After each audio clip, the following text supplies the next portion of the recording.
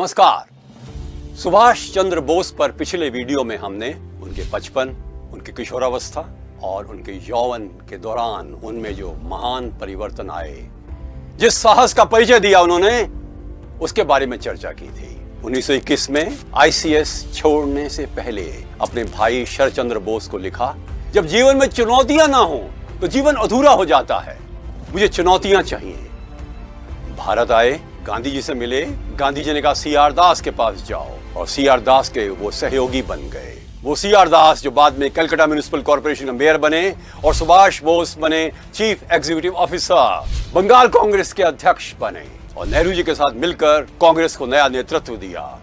पूर्ण स्वराज्य की मांग करने वाले नेहरू और सुभाष थे। कई बार जेल गए, कुल 11 बार जेल गए, परंतु अपने सिद्धांतों पर हर समय टिके रहे। उनमें साहस था, उनमें हिम्मत थी। एक बार मंडले जेल भेज दिया गया उनको, तबीयत उनकी खराब हो गई। अंग्रेजों ने कहा आप यूरोप चले जाओ, सीधा कलकत्ता आने की जगह तुम आपको छोड़ देंगे। सुभाष ने कहा मैं सौदेबाजी नहीं करता हूं। वापस आए, स्वास्थ्य कुछ ठीक हुआ। 1938 में कांग्रेस के प्रेसिडेंट बने, 39 में फिर, किंतु समर्थन नहीं मिलने के कारण उनको छोड़ना पड़ा। फिर उनको जेल में डाला गया और फिर उनको हाउस अरेस्ट में डाल दिया गया। कई दिन तक वो अपने घर पर रहे। जनवरी 17 की रात्रि को भेष बदलकर, पुराना चश्मा लगाकर, नकली दाढ़ी लगाकर वो अपनी कार से बाहर निकल गए। नेताजी रिसर्च ब्यूरो जो कलकत्ता में है, उनका अपना घर था। वहां पर पूरी प्रकार से दिखाया गया है कि किस तरह से गाड़ी कहां कहां चली, और मुझे उनके उस भतीजे से मिलने का अवसर प्राप्त हुआ जिसने वो गाड़ी चलाई थी। पेशावर से, अफगानिस्तान से, मॉस्को से वो जर्मनी पहुंचे। जर्मनी में आजाद हिंद रेडियो बना, उनको नेताजी कहा जाने लगा।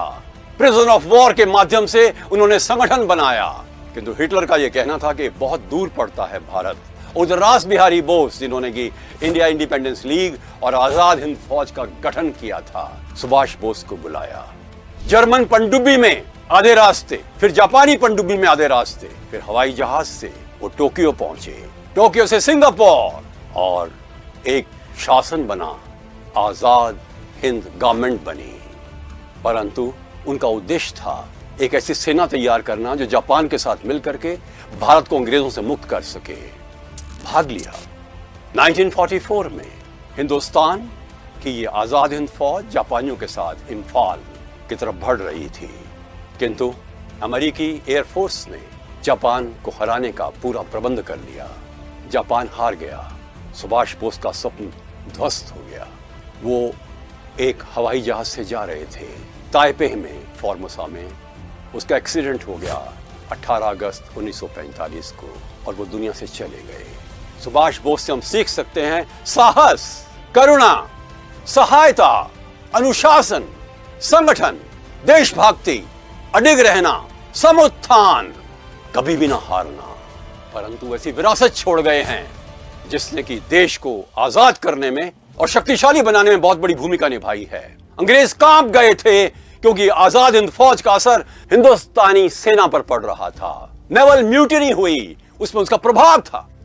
वो अमर हैं अपने कृत्यों के माध्यम से, अपनी आंतरिक शक्ति के माध्यम से। डॉक्टर नरेंद्र शर्मा कुसुम, ख्याति प्राप्त कवि, कहते हैं हमें सुभाष बोस को याद करना चाहिए, गीता के श्लोकों से और दिनकर के कुरुक्षेत्र से। इससे अच्छी और उस महान इंसान को श्रद्धांजलि क्या हो सकती है। नमस्कार।